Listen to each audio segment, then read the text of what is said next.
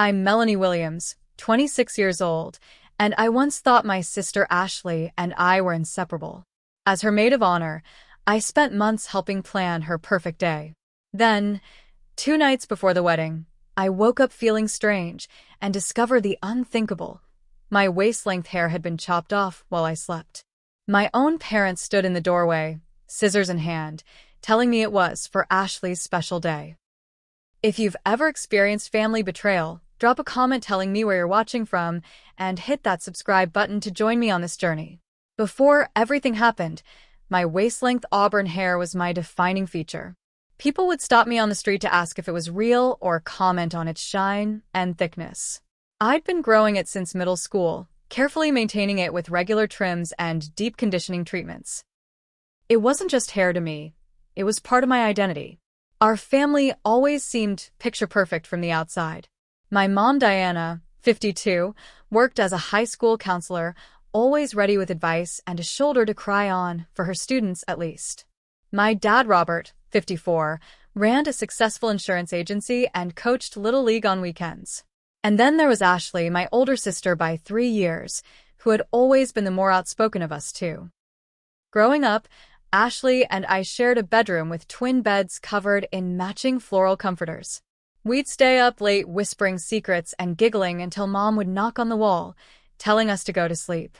Those are some of my favorite memories, making shadow puppets with a flashlight, planning our future dream houses, and protecting each other from the monsters we imagined lived under our beds. Our shared love of beauty pageants started when Ashley was 8 and I was 5. Mom signed Ashley up for a local competition, and I cried until they let me participate in the younger division.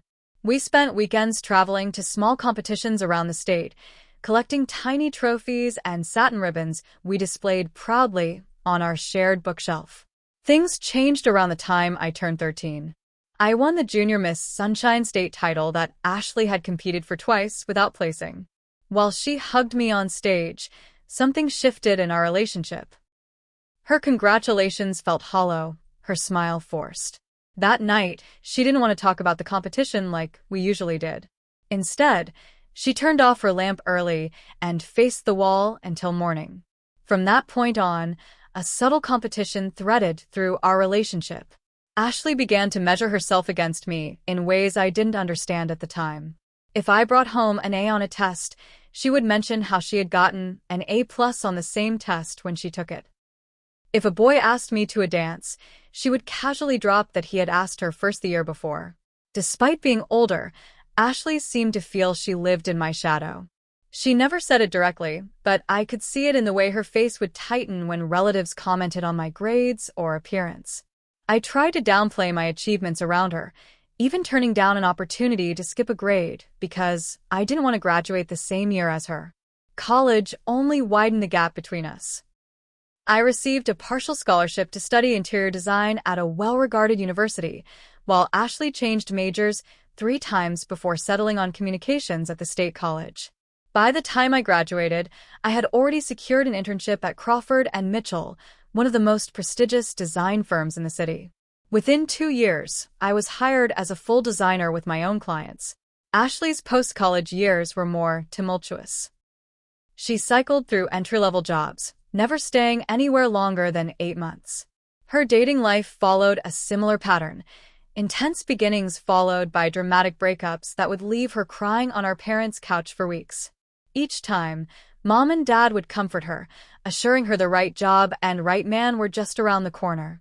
The pattern was so predictable that when Ashley started dating Trevor, I mentally prepared myself for the inevitable fallout. Trevor Kennedy was 32, handsome in a conventional way with his dark hair and blue eyes, and worked as a financial analyst. We met at a client appreciation event my firm hosted. I had designed his company's executive offices the year before. What I didn't expect was the way Trevor initially gravitated toward me at that event. We chatted for almost an hour about the design choices I'd made for his office building before Ashley swooped in, introducing herself with a brightness that bordered on desperate. I politely excused myself to check on other guests, and by the end of the night, they were exchanging phone numbers. Their relationship progressed quickly, and within 6 months, Ashley was flashing a princess-cut diamond ring at family dinner. I was genuinely happy for her. Trevor seemed stable and kind, exactly what Ashley needed after her string of bad relationships. But even in her moment of joy, I caught her watching me, gauging my reaction, as if my approval would somehow validate her happiness. He could have asked anyone, she said pointedly during that dinner, but he chose me. Mom squeezed her hand. Of course he did, sweetheart. You're special. My parents had always been this way, ready to build Ashley up, especially if they perceived she was feeling insecure compared to me. They meant well, but their approach fostered rather than healed the rift between us. Dad would buy Ashley an expensive gift if I received an award. Mom would plan a special outing with her if I had a success at work. It was as if they were perpetually trying to balance an invisible scale. When Ashley asked me to be her maid of honor, I was surprised but touched. Despite our complicated relationship, she was still my sister, and I wanted to support her on her important day. I accepted enthusiastically, hoping this shared experience might help rebuild the closeness we'd lost. No one else I'd rather have by my side, Ashley said, hugging me tight. For a moment, it felt like we were kids again, planning our future weddings under blanket forts. Looking back, I should have seen the warning signs. The way she added, "Just don't outshine the bride, okay?" with a laugh that didn't reach her eyes. The way Mom nodded in agreement behind her. The way Dad joked about keeping me away from the single groomsmen. But I was too focused on the possibility of reconnection to recognize the danger ahead. I threw myself into maid of honor duties with enthusiasm, determined to help give Ashley the perfect wedding day. I had no idea that my dedication would be rewarded with betrayal, or that the wedding preparations would expose the ugliest sides of my family's dynamics. 6 months before the wedding date, Ashley created a detailed wedding planning binder with color-coded tabs and daily checklists. She appointed me as her wedding planning deputy, which essentially meant I was responsible for executing most of her ideas while she maintained final approval on everything. Despite my demanding job at the design firm, I dedicated every weekend and many weeknights to wedding preparations. I created custom table centerpieces featuring hand-painted wine bottles wrapped with fairy lights and fresh flowers. I designed personalized place cards with watercolor washes that matched the bridesmaid dresses. I even hand-lettered all 150 invitations because Ashley didn't like the calligrapher's samples. "Nobody else would do this for me," Ashley said one night as we stuffed invitation envelopes in my apartment. "My friends offer to help, but they don't have your eye for detail." I smiled, pleased by the rare compliment, my fingers cramping from hours of meticulous work. That's what sisters are for. What I didn't mention was that I'd canceled plans with Eric, my boyfriend of 2 years, 3 weekends in a row to accommodate Ashley's ever-expanding wedding to-do list. Or that I'd been staying up until 2 in the morning to finish client presentations because my evenings were consumed by wedding crafts. As the weeks passed, Ashley's behavior grew increasingly erratic. Minor issues became major catastrophes. When the bakery called to confirm the cake flavors and accidentally mentioned vanilla instead of almond, Ashley burst into tears and declared the wedding was cursed. When one bridesmaid couldn't make a dress fitting due to a work emergency, Ashley didn't speak to her for a week. The other bridesmaids, Jessica and Tara, exchanged concerned glances during these episodes but said nothing. They were Ashley's college friends and had known her longer than they'd known me, but even they seemed taken aback by her intensity. "Is she always like this?" Jessica whispered to me during a particularly tense cake tasting where Ashley had criticized every sample. "No," I said, trying to be loyal. "It's just wedding stress."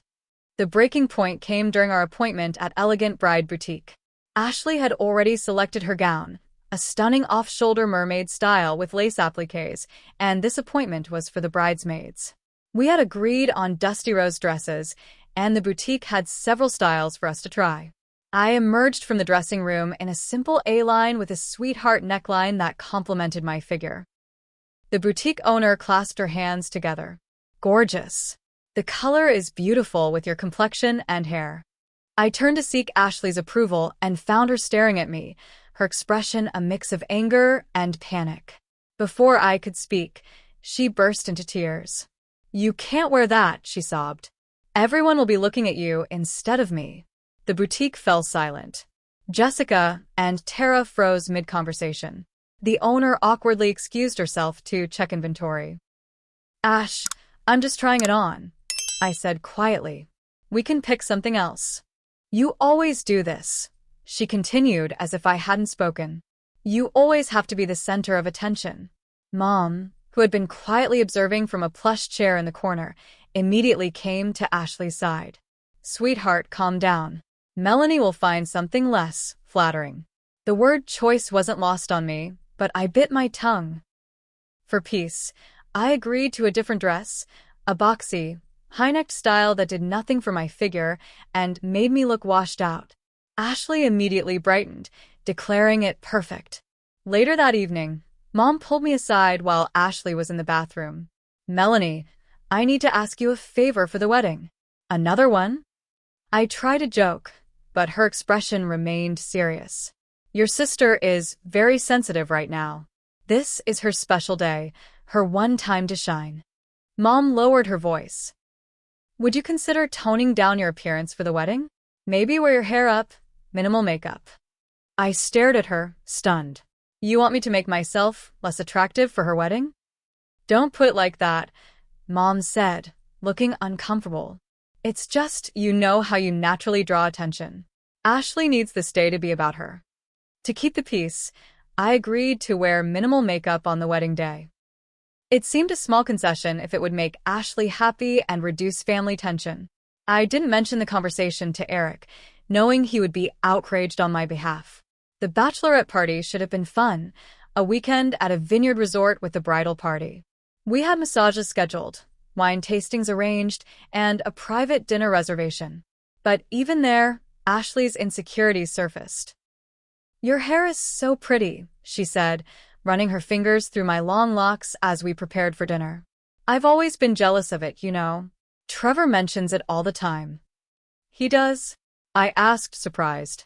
Oh yes, she said with a tight smile. He says it reminds him of his ex. Isn't that funny? Later that night, I accidentally overheard Ashley and Mom talking on the resort balcony.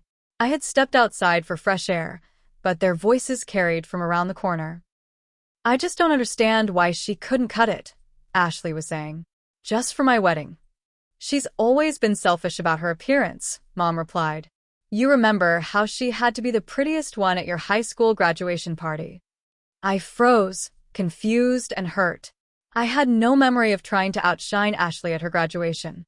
In fact, I deliberately worn a simple sundress and minimal makeup that day. Everyone will be looking at her walking down the aisle with that hair, Ashley continued.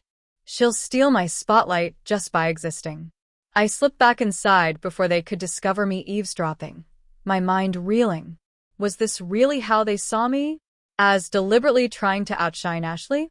The thought kept me awake that night, examining years of interactions in a new and troubling light.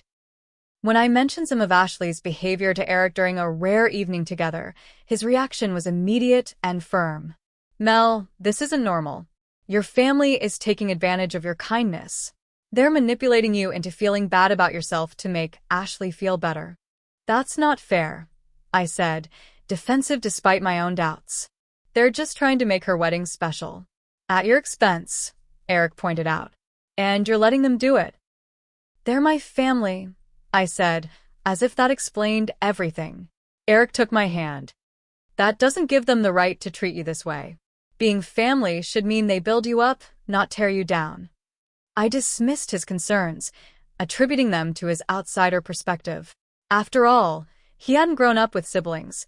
How could he understand the complex dynamics between sisters? In hindsight, his objective view was exactly what I needed, but loyalty kept me blind to the truth that was becoming increasingly obvious. As the wedding approached, I continued to pour my heart into preparations while ignoring the growing knot of unease in my stomach. I told myself that once the wedding was over, things would return to normal. I didn't yet understand that normal in my family had never been healthy in the first place. 2 days before the wedding arrived with a flurry of last-minute details and heightened emotions.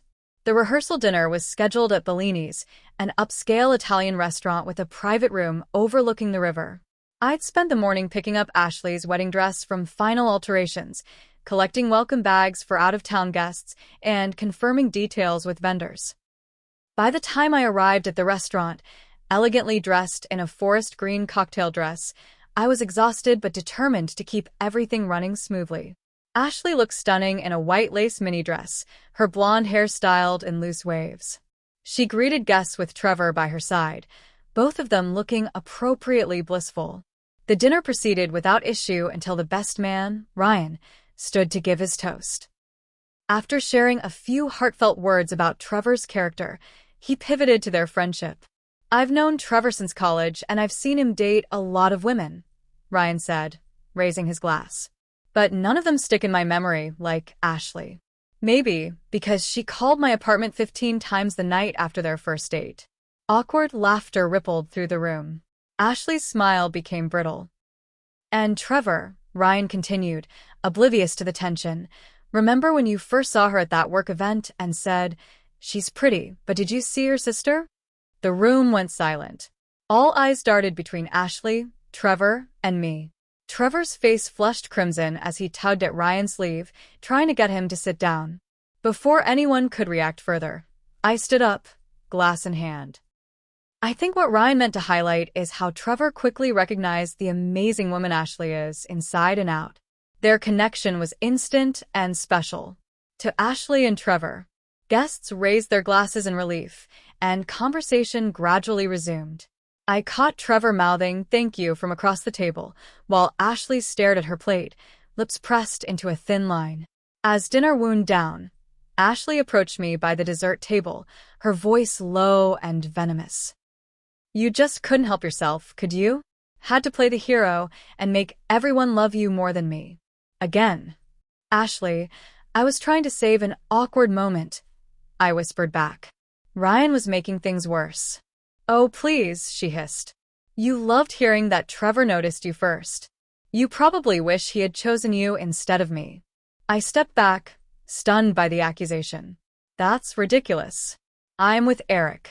I've never thought of Trevor that way." "Liar," she spat. "You've been trying to outshine me this entire engagement. With your perfect little centerpieces and your helpful suggestions and your goddamn princess hair that everyone compliments." Before I could respond, Mom appeared beside us, putting a warning hand on my arm. "Girls, not here. Melanie, help your sister say goodbye to the guests. It's her night." I swallowed my defense and did as asked, smiling beside Ashley as guests departed. Trevor seemed oblivious to the tension, chatting happily with his relatives. By the time we left the restaurant, my jaw ached from forcing a pleasant expression. Back at my parents' house, where I was staying to help with final wedding preparations, the atmosphere remained strained. Dad poured himself a nightcap in the kitchen while Mom fussed over Ashley, assuring her the dinner had been perfect despite that thoughtless toast. "I'm going to bed," I announced, exhausted by the emotional and physical toll of the day. "We have an early appointment at the salon tomorrow." "Yes, get your beauty sleep," Ashley replied with an edge to her voice. "We all know how important your appearance is to you." I ignored the barb and headed upstairs to my old bedroom, now converted to a guest room but still containing remnants of my teenage years, debate team trophies, faded photographs, a bulletin board with college acceptance letters. I changed into pajamas and took a mild sleep aid, hoping it would quiet my racing thoughts and help me rest before another demanding day. The medication worked quickly, pulling me into a deep, dreamless sleep. I'm not sure how long I had been sleeping when a strange sensation partially roused me, a tugging at my scalp, muffled voices. In my sedated state, I couldn't fully wake or make sense of what was happening. I drifted back under, dismissing it as part of a dream. When I finally woke the next morning, something felt wrong immediately. My head felt lighter, different. I reached up to push my hair from my face and found nothing, just short, jagged ends where my long locks should have been. For several seconds, I couldn't process what I was feeling. I stumbled to the mirror in confusion and stared at my reflection in horror. My beautiful waist-length hair had been chopped off in uneven chunks, none longer than my chin. Some pieces were cut so close to the scalp that the pale skin showed through. "No," I whispered, touching the ruined remains. No, no, no. I rushed to the bathroom, hoping against logic that I could somehow fix it, that this was some terrible misunderstanding. In the hallway trash bin, I found the evidence: long strands of my auburn hair stuffed carelessly beneath tissues and empty toothpaste tubes. Rage and disbelief propelled me downstairs, where I found my parents sitting at the kitchen table, drinking coffee as if it were a normal morning. "What did you do to me?" I demanded, voice shaking. They exchanged glances before Mom spoke. "We knew you wouldn't agree if we asked." The casual admission knocked the breath from my lungs. "You cut my hair while I was sleeping?" "My hair. It will grow back, Melanie," Dad said, not quite meeting my eyes. "It's just hair." "Just hair? I've been growing it for over 10 years. Tears sprang to my eyes. "How could you do this to me?" "It's for Ashley's big day," Mom explained, as if this made perfect sense. "She needs this one day to feel special, to be the center of attention." Is that really too much to ask? I stared at them, unable to comprehend their reasoning. "You violated me while I was sleeping. You had no right to touch my body." "Don't be so dramatic," Dad said, his tone hardening. "Family makes sacrifices for each other. Your sister has always lived in your shadow. The least you could do is let her shine on her wedding day. By cutting my hair off without my consent." My voice rose with incredulity. "That's not a sacrifice, that's assault." "Assault," Mom scoffed. "Listen to yourself. We're your parents. That doesn't give you the right to cut my hair while I'm unconscious." I was shouting now, tears streaming down my face. "What is wrong with you people?" Neither of them apologized. Instead, they watched me with expressions that mixed pity with annoyance, as if I were having an irrational tantrum. The reality hit me then: they genuinely believed they were justified. In their minds, mutilating my hair while I slept was a reasonable action to take for Ashley's benefit. I retreated to my room and called Eric, barely able to speak through my sobs. He couldn't understand what had happened at first, making me repeat myself 3 times. "They did what?" he finally roared. "I'm coming to get you right now." "That's assault, Mel. That's a crime." While waiting for Eric, I called my friend Zoe, a professional hairstylist. "I need emergency help," I told her, voice trembling. "Can you come to Eric's place? It's bad." I packed my things quickly, not wanting to spend another minute in my parents' house. As I was zipping my suitcase, my phone rang. "Ashley. Mom says you're having a meltdown," she said without preamble. "What's going on?" "As if you don't know," I replied coldly. "They cut off my hair while I was sleeping. For your wedding." A pause then. "Oh, That. I thought maybe they'd just trim it a little." Her lack of shock confirmed what I already suspected. She knew about their plan all along. "You knew they were going to do this to me?" "Well," Ashley hesitated. "We discussed that your hair might be distracting in the wedding photos. Mom said she'd handle it." "Handle it?" "They assaulted me in my sleep." Don't be so dramatic, Mel. "It's just hair. At least now people will actually look at me on my wedding day instead of you." Those words, "at least now people will look at me," crystallized everything. Years of competition, insecurity, and manipulation suddenly made perfect sense. This wasn't about a wedding. It was about systematically diminishing me to elevate Ashley. "I won't be in your wedding," I said quietly. What? "You can't back out now.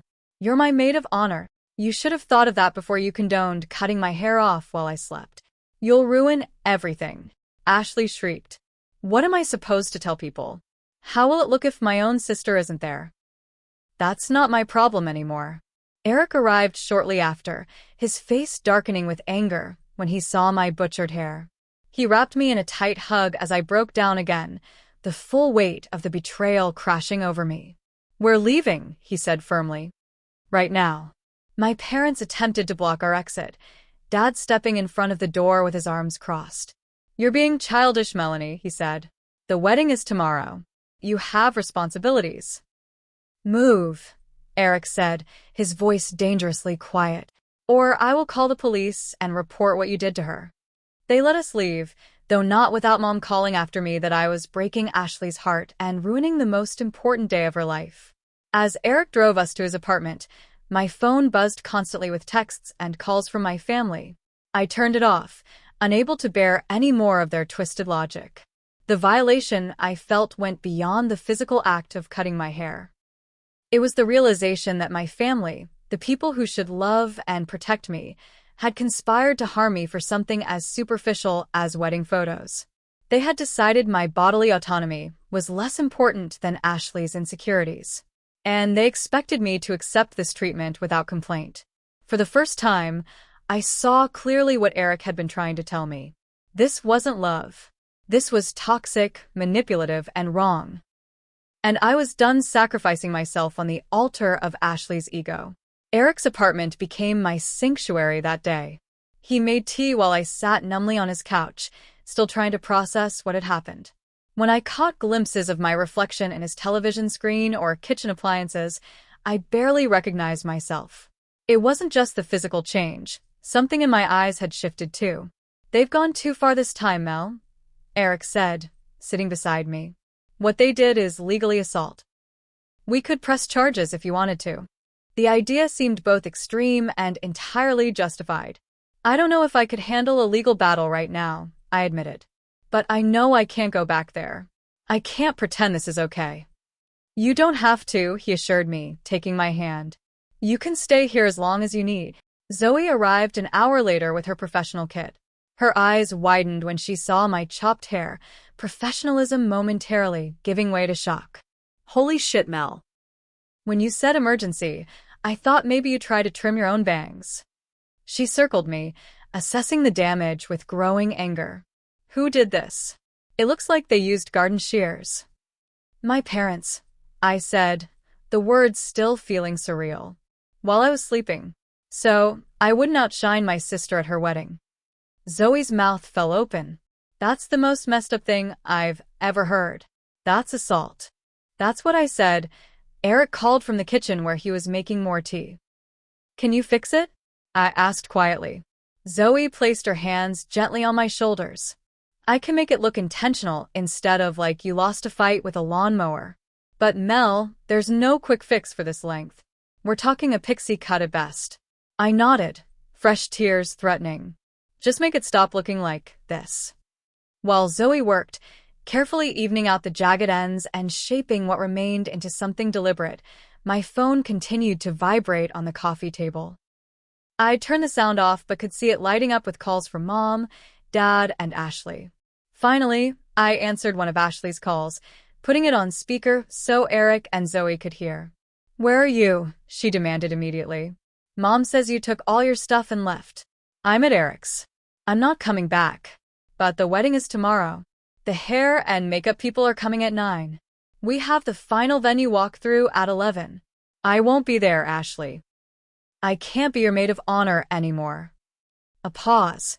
Then her voice dropped to a softer, wheedling tone. Look, I know you're upset about your hair. But we can fix it. We'll get you a wig. No one will even notice. The casual way she dismissed what had been done to me, as if it were a minor inconvenience rather than a profound violation, strengthened my resolve. This isn't about how I'll look in your wedding photos.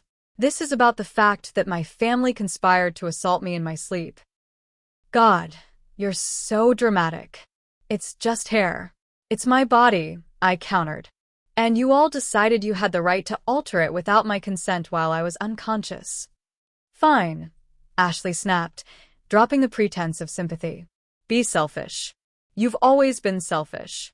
Do you have any idea how it feels to be your sister? To always be the plain one. The forgettable one? The one boys look past to get to you. That's not my fault, Ashley. And it doesn't justify what you did. Oh, please, she scoffed. You love the attention. You thrive on it. Even now, you're making my wedding about you. By refusing to participate after you violated me, that's making it about me. You're ruining everything. Her voice rose to a shout. If you don't show up tomorrow, Don't bother coming home for Christmas either. Or Thanksgiving. Or ever again. Is that supposed to be a threat? I asked quietly. Because right now, that sounds like a relief. She hung up, and the apartment fell silent except for the soft snip of Zoe's scissors. She knew, I said after a moment. She knew they were going to cut my hair. Of course she did, Zoe replied, gently turning my head to work on another section. This wasn't some impulsive thing. They planned this. The realization settled heavily in my chest. My sister hadn't just allowed this to happen. She had likely instigated it. The parents who should have protected me had instead become weapons in Ashley's campaign to diminish me. My phone lit up again, Dad calling this time. Against my better judgment, I answered. Melanie Elizabeth Williams, he began in his sternest voice. You will stop this childish behavior right now and come home. Your sister is in tears. Your mother is beside herself. I'm not coming back, I said firmly. What you did was wrong, Dad. It was a violation. We did what we had to do, he insisted. Ashley has spent her whole life competing with you. She deserves one day where she's the star. At the expense of my bodily autonomy? You cut my hair without permission while I was drugged on sleep medication. It's for family, he said, as if that explained everything. Sometimes we make sacrifices. No, that. This wasn't a sacrifice I chose to make. It was something you did to me.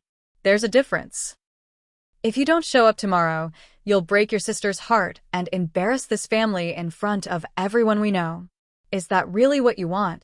The guilt trip might have worked a day earlier. But now, with Zoe carefully salvaging what remained of my hair and Eric's supportive presence beside me, I saw the manipulation for what it was. What I want is a family that respects my boundaries and doesn't assault me while I'm sleeping. Since that's apparently too much to ask, I'll be staying away. Dad's voice hardened. If you're not at that wedding tomorrow, don't expect anything from us going forward. No help with your condo down payment. No Christmas presents. Nothing. The financial threat should have scared me. I had been saving for a down payment, and my parents had promised to help. But instead, it clarified things further. Their love and support were conditional on my compliance with their twisted family dynamics. I understand, I said calmly. Goodbye, Dad. After I hung up, the three of us sat in silence for a moment. Then Zoe spoke up. You know what? Screw them. We're going to make you look so good with this haircut that they'll regret ever touching a single strand. Eric nodded in agreement. And you don't need their money for a down payment. We've been talking about moving in together anyway. We can pool our savings. Their support washed over me like a healing balm. For years, I had accepted my family's treatment because I thought that's what love looked like, sacrificing yourself for others. But here were two people showing me what real love was: respect, support, and righteous anger on my behalf. As evening fell, I made my decision. I wouldn't be bullied into attending Ashley's wedding as if nothing had happened. But I also wouldn't give my family the satisfaction of portraying me as the villain who abandoned her sister on her wedding day. I would take control of this narrative. I need to make some calls, I told Eric and Zoe. I have an idea. The plan formed quickly, not a vengeful scheme to ruin Ashley's wedding, but a way to reclaim my power and expose the truth while maintaining my dignity. I wouldn't stoop to their level, but I wouldn't hide either. For the first time since waking up to my butchered hair, I felt a sense of calm purpose. My family had underestimated me, assuming I would either comply with their demands or fall apart completely. They never considered that I might find a third option, one that would allow me to stand up for myself, without sacrificing my integrity. As Zoe put the finishing touches on my new hairstyle, I caught my reflection in her hand mirror. The short pixie cut emphasized my cheekbones and eyes in a way my long hair never had. It looked intentional, edgy, and, surprisingly, it suited me. What do you think? Zoe asked anxiously. I think, I said slowly, that this is the beginning of something new. The morning after the hair-cutting incident, Zoe returned to Eric's apartment for final styling. She brought professional products to enhance my new pixie cut, working with gentle hands and fierce determination. "We're going to turn this violation into a victory," she declared, applying a texturizing paste to create piece-wide definition around my face. "This cut actually brings out your bone structure in a way your long hair never did." Looking in the mirror, I had to admit she was right. The short style accentuated my green eyes and high cheekbones, creating an elegant, sophisticated look I'd never considered for myself. It was different, but not in the way my family had intended. Rather than diminishing me, the new style had a striking effect. "We need to document this transformation," Eric suggested, already reaching for his camera. "Show everyone this wasn't something that broke you." With my permission, he took photos as Zoe finished styling, capturing my new look from different angles, with various expressions. In each image, I looked confident, even defiant, not at all like someone who had been victimized. "These are amazing, Mel," Eric said, showing me the photos. "You look like a model." An idea sparked. "Let's go shopping," I announced. "I need something to wear." We headed to Nordstrom, where I bypassed the dress department and went straight to the designer suits. The salesperson helped me find a tailored ivory women's tuxedo with slim-cut pants and a fitted jacket. It was modern, unexpected, and absolutely stunning with my new haircut. "This is perfect," I said, examining my reflection. Completely different from what I would have worn before. Eric whistled low when I emerged from the fitting room. "You look incredible. Powerful." That's exactly how I wanted to feel, powerful rather than victimized. The suit represented my transformation, both external and internal. I was no longer the compliant daughter and sister who would sacrifice her own well-being to keep the peace. I was someone new, someone with boundaries and self-respect. Back at Eric's apartment, I called Rebecca, a childhood friend who had experienced similar family dynamics. She had distanced herself from her own toxic relatives years ago and had been urging me to establish stronger boundaries with mine. "They did what?" she exclaimed when I explained what had happened. "Mel, that's assault. You could press charges." "I know," I sighed. "But right now, I'm more focused on getting through tomorrow with my dignity intact." Rebecca was silent for a moment. "You know, I have a connection who might be interested in this story. My cousin Sam works for the local newspaper. He covers human interest pieces. This kind of family drama would be right up his alley." "I don't want to create a huge scandal," I said hesitantly. "It wouldn't be a front-page exposé," she assured me. "Just a thoughtful piece about boundaries and family dynamics. You wouldn't even have to use your real names if you didn't want to." I considered it. Having a journalist document what had happened would ensure my family couldn't twist the narrative later. "Let me think about it. Maybe have Sam reach out to me after the wedding." Next, I contacted Trevor's parents, whom I'd met several times during engagement celebrations. They had always been kind to me, and I sensed they found my family's dynamics somewhat odd. "Mrs. Kennedy? It's Melanie, Ashley's sister." "Melanie, are you excited about tomorrow? Ashley tells us you've been such a help with everything." I took a deep breath. "Actually, that's why I'm calling. There's been a situation, and I wanted you to hear it from me rather than through rumors tomorrow." I explained what had happened, not to turn them against Ashley, but to ensure they understood why I might not be in the wedding party as planned. Mrs. Kennedy's horrified gasps told me everything I needed to know about how normal people viewed what my family had done. I don't even have words," she finally said. "Does Trevor know about this?" "I don't think so," I replied honestly. "And I'm not calling to cause problems between him and Ashley. I just wanted you to know why things might be different tomorrow." "Of course, dear. Thank you for telling me. And Melanie? I'm so sorry this happened to you." Her simple validation brought tears to my eyes. "Thank you for saying that." My next call was to Jason, a photographer friend who had originally offered to shoot Ashley's wedding as his gift before she insisted on hiring a more expensive professional. I explained the situation and asked if he would be available to document the day, not as the official photographer, but as someone who could capture candid moments. "Just so there's a record of what actually happens," I explained. "In case my family tries to spin things later." "I've got your back," Jason assured me. "I'll be discreet but thorough." Throughout the afternoon, My phone continued to explode with messages. Mom sent manipulative texts about how I was breaking Ashley's heart. Dad left voicemails threatening to cut me out of their will. Ashley alternated between raging accusations and tearful pleas for me to reconsider. I ignored them all, focusing instead on preparing a thoughtful wedding gift despite everything. I had commissioned a custom watercolor painting of the venue months ago as a surprise. The artist had captured the historic stone building with its ivy-covered walls and flowering gardens, the exact view Ashley and Trevor would see as they spoke their vows. I wrote a simple card to accompany it. Ashley and Trevor, may your marriage be built on mutual respect, healthy boundaries, and genuine love. Congratulations, Melanie. That evening, a text arrived from Ashley that surprised me.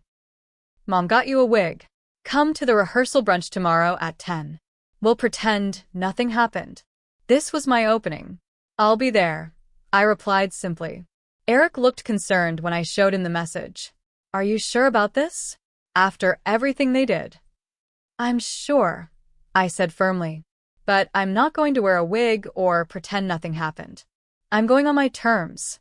That night, I wrote a longer letter to Ashley, not for the wedding, but for afterward.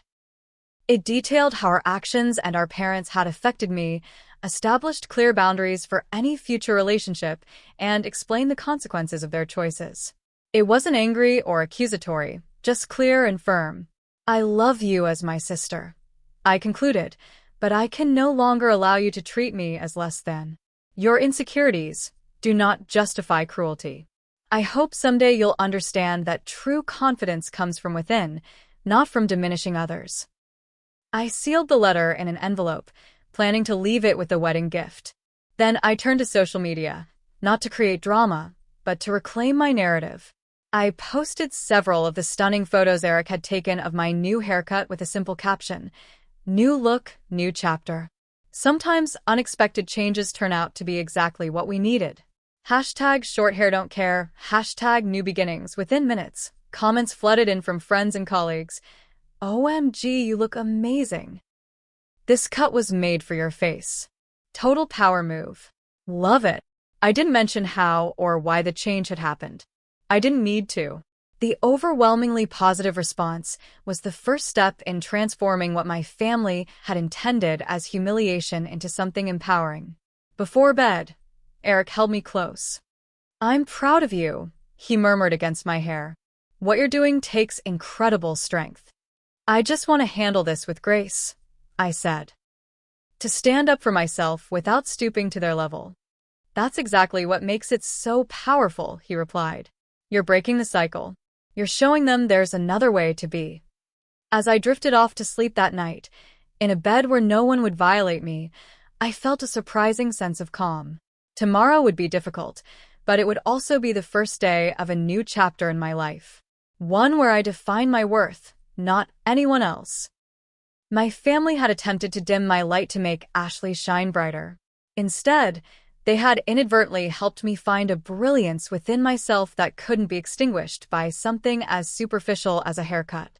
That revelation was a gift I hadn't expected, and one they had never intended to give. The morning of Ashley's wedding dawned clear and bright, sunlight streaming through Eric's blinds as if the universe itself approved of my plans. I woke feeling strangely calm, centered in a way I hadn't experienced before. The initial shock and hurt had crystallized into determination.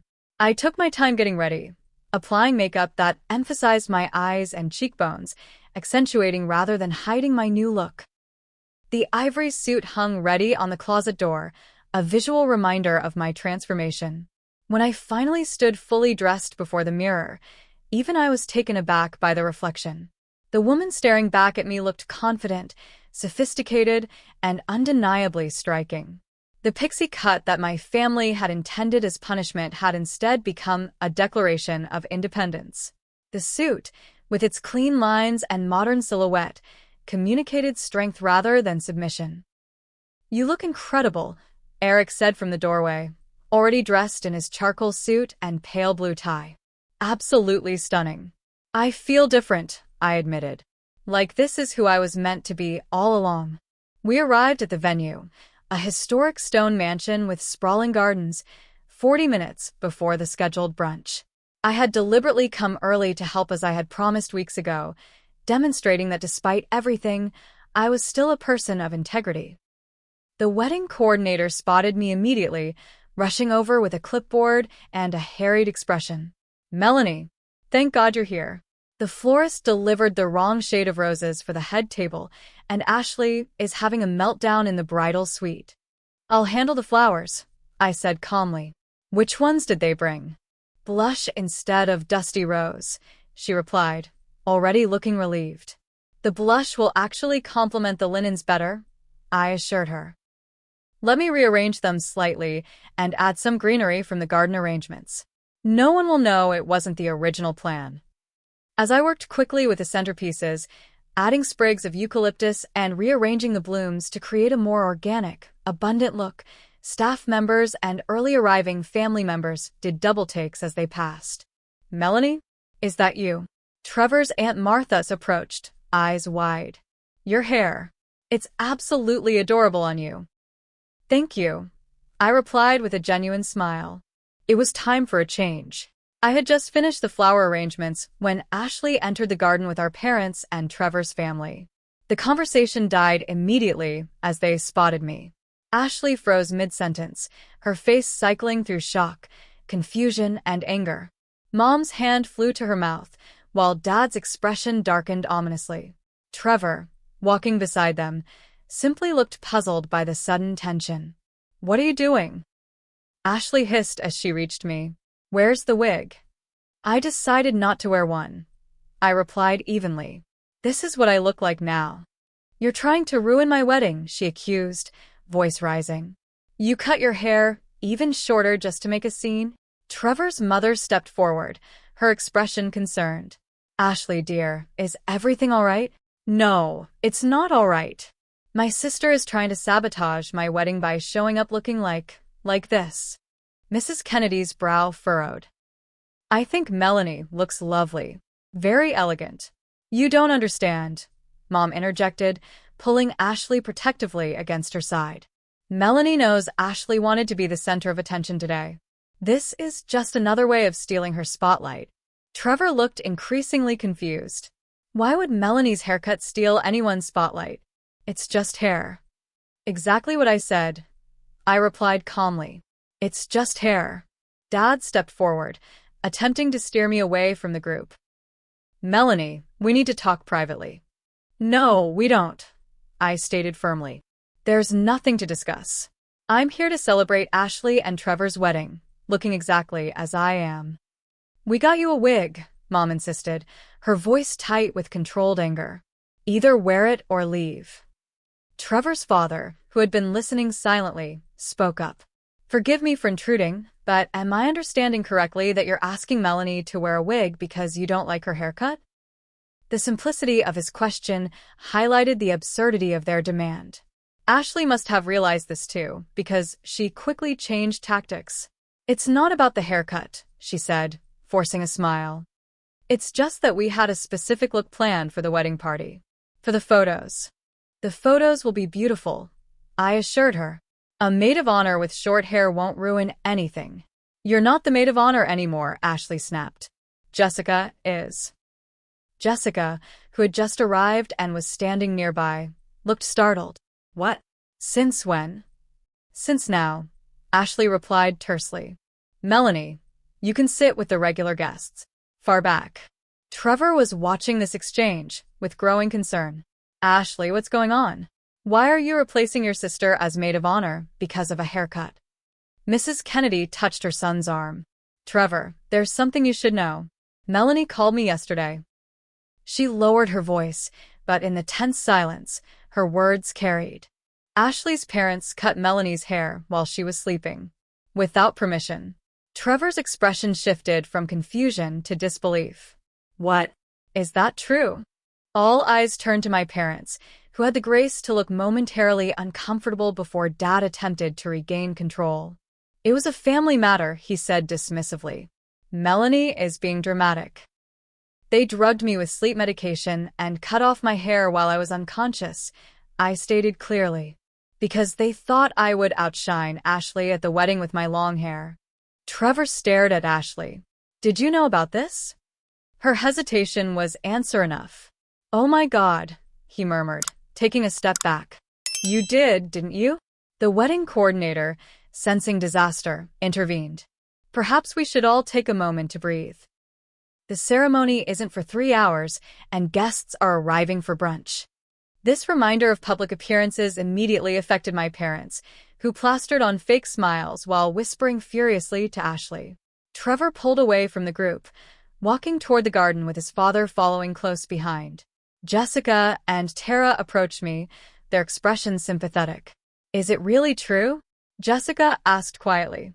They cut your hair while you were sleeping? I nodded. That's messed up, Tara said bluntly. And your hair looks amazing now, by the way. The cut suits you perfectly. Their support, especially as Ashley's friends, meant more than they could know. Throughout brunch, other guests complimented my new look, completely unaware of the drama behind it. Each positive comment was a small victory, undermining my family's attempt to humiliate me.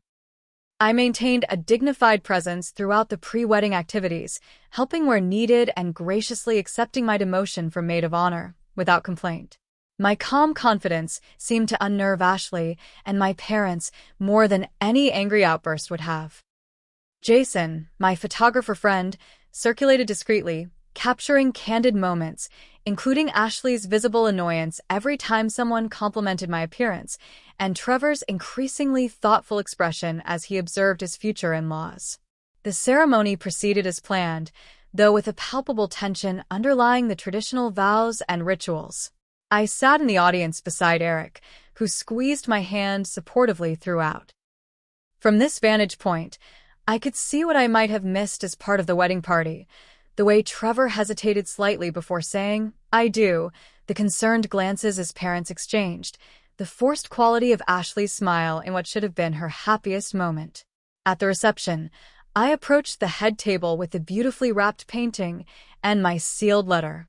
Ashley accepted both with obvious suspicion. What is this? She asked, eyeing the envelope. The gift is a painting of the venue, I explained. The letter is private, for after the honeymoon. Before she could respond, the DJ announced it was time for toasts. Jessica, in her hastily assumed role as maid of honor, gave a generic speech about friendship and love. When it was my turn to speak, a slot the coordinator had maintained despite my removal from the wedding party, I rose with quiet dignity. Ashley and Trevor, I began, my voice steady. Today marks the beginning of your journey together as partners. True partnership requires mutual respect, honesty, and the courage to see each other as you truly are, not as you wish the other to be. I raise my glass slightly.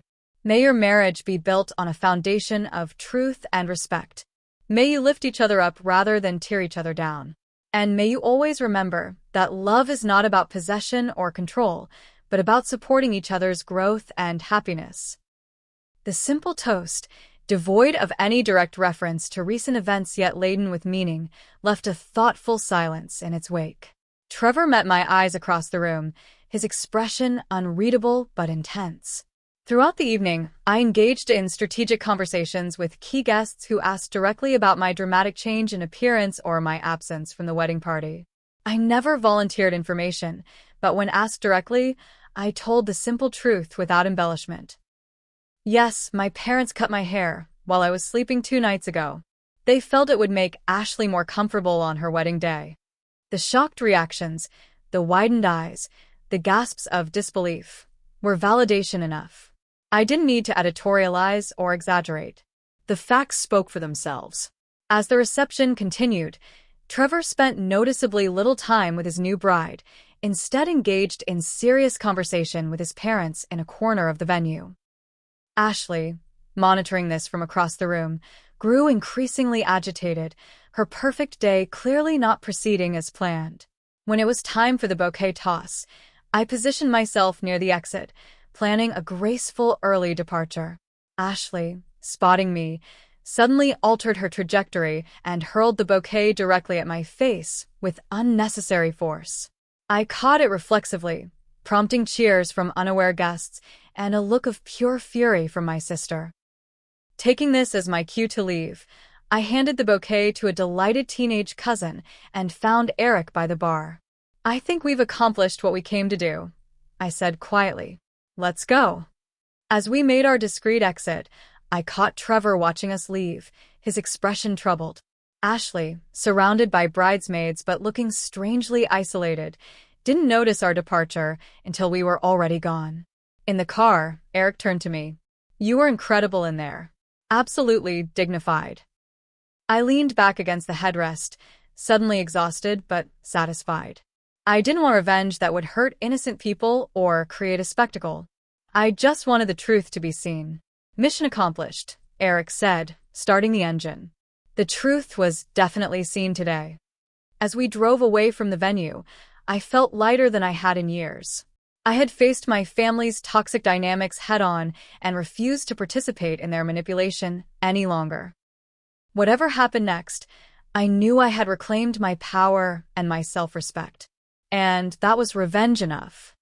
3 days after the wedding, while Ashley and Trevor were supposedly honeymooning in Barbados, the local newspaper published a feature story titled "Wedding Day Trauma: When Family Boundaries Are Violated." Without using our real names, the article detailed what had happened, including interviews with professional therapists who unequivocally condemned the haircutting as assault and a violation of bodily autonomy. I hadn't sought this publicity. Rebecca's cousin Sam had indeed reached out after hearing rumors, and I had simply confirmed the facts, but I didn't regret it either. The story struck a chord, quickly being picked up by several online platforms and sparking discussions about toxic family dynamics and the pressure placed on women's appearances for weddings. My phone rang constantly that week, friends expressing support, distant relatives choosing sides, and even strangers who had found my social media and wanted to share similar experiences. The most surprising call came from Trevor's mother. "Melanie? It's Carol Kennedy. I wanted you to know that Trevor and Ashley aren't actually in Barbados." "They're not?" I asked, confused. No. "Trevor. Well, he's staying with us. He said he needed time to think about whether he wants to remain married to someone who would violate her own sister's autonomy that way." I hadn't anticipated this outcome and felt a complicated mix of emotions. While I hadn't intended to damage Ashley's marriage, I couldn't pretend to be sorry that Trevor was seriously considering the red flags he'd witnessed. "I hope they can work things out," I said honestly. "If Ashley is willing to get help and understand why what she did was wrong." "That's very gracious of you," Carol replied. "And for what it's worth, Robert, and I think your parents' behavior was absolutely unconscionable. We want you to know you're always welcome in our home, regardless of what happens with Ashley and Trevor." This unexpected allyship brought tears to my eyes. "Thank you. That means more than you know." The fallout with my immediate family was predictably explosive. Mom and Dad left scathing voicemails accusing me of deliberately humiliating them and ruining Ashley's marriage. They threatened to disown me, to write me out of their will, to tell family friends what you're really like. Each threat that once would have devastated me now simply confirmed I was making the right choice in distancing myself. I didn't respond to any of them, instead forwarding the messages to my newly hired therapist as documentation of the patterns we were working to address. 2 weeks after the wedding, I officially moved in with Eric. We found a sunny apartment with enough space for both my interior design work and his photography, a fresh start untainted by family drama. My new short haircut became something of a signature look, drawing compliments from clients who found it both professional and distinctive. "I've never seen you this relaxed," my colleague Natalie remarked during lunch one day.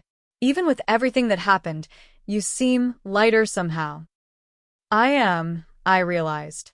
Setting boundaries with my family has been the most freeing thing I've ever done. As weeks turned into months, I established a new normal. Weekly therapy sessions helped me recognize and process the patterns of manipulation I'd grown up with. I reconnected with extended family members who reached out in support, discovering relationships that had been stifled by my parents' controlling influence. 3 months after the wedding, I received a letter from Ashley. Unlike the angry texts and calls that had preceded it, this letter was reflective and subdued. "I've been seeing a therapist," she wrote. "Trevor made it a condition of trying to work on our marriage. At first, I went just to appease him, but I'm starting to see things differently now." She acknowledged, for the first time, the jealousy and insecurity that had driven her behavior. "I always felt like I was living in your shadow, but I never stopped to ask why that bothered me so much or whether it was even true. I was so focused on being the center of attention at my wedding that I lost sight of what really matters." The letter wasn't a perfect apology. She still minimized the haircutting as going too far rather than recognizing it as assault, but it was a start. I responded with a measured letter of my own, expressing appreciation for her willingness to seek help while maintaining the boundaries I'd established. "I'm open to rebuilding our relationship," I wrote, "but only if it's based on mutual respect. I won't accept being diminished to make you feel better about yourself." My parents' journey toward accountability was slower and more reluctant. It took 6 months, pressure from extended family, and the realization that I was serious about limited contact before they agreed to meet with me and a family therapist. Even then, they initially tried to frame what had happened as a misunderstanding rather than a deliberate violation. "We were just trying to help Ashley have her perfect day," Mom insisted during our first session. "By assaulting your other daughter?" the therapist asked pointedly. "That's a very harsh word," Dad objected. "But an accurate one," the therapist replied. "You altered Melanie's body without her consent while she was unconscious. How would you describe that?" These sessions were difficult and draining, but necessary. Slowly, painfully, my parents began to recognize the toxic patterns they had perpetuated. They had consistently sacrificed my well-being for Ashley's demands, enabling her insecurities rather than helping her develop genuine self-esteem. 1 year after the wedding incident, my life had transformed in ways I couldn't have imagined. Eric and I were engaged, planning a small ceremony focused on authenticity rather than appearances. My design career was flourishing, with several high-profile clients seeking me out specifically. My relationship with Ashley was cautiously improving, built on new boundaries and her ongoing therapy work. My parents remained a work in progress. Sometimes they showed genuine remorse and understanding. Other times they slipped back into old patterns of guilt and manipulation. I maintained firm boundaries, limiting our contact to circumstances where I felt emotionally safe and respected. The most profound change, however, was internal. I no longer measured my worth through others' approval or sacrificed my well-being to keep the peace. I recognized manipulation tactics quickly and addressed them directly. I surrounded myself with people who celebrated rather than competed with me. My hair had grown out somewhat, settling into a chic bob that I decided to maintain. What had begun as an act of violation had become a symbol of liberation, a daily reminder that I had survived my family's worst behavior and emerged stronger. In my last therapy session of the year, my therapist asked what I had learned from the experience. "I learned that true love doesn't require diminishing yourself," I reflected. "That healthy relationships have room for everyone to shine. And that sometimes the most loving thing you can do for yourself and others is to say no to mistreatment." As I look back on that painful chapter now, I feel gratitude alongside the lingering hurt. My parents and sister showed me who they truly were, giving me the clarity I needed to break free from unhealthy patterns. Their attempt to make me less visible had the opposite effect. It helped me find my voice and stand firmly in my power. If you're facing similar family dynamics, know that you deserve respect and bodily autonomy. Setting boundaries isn't selfish. It's essential for healthy relationships. Have you ever had to stand up to family pressure? Share your experience in the comments below. And if this story resonated with you, please hit that subscribe button and like this video. Remember, sometimes the most painful experiences lead to the most profound growth. Thank you for listening to my story, and may you find the courage to honor your own worth in every relationship.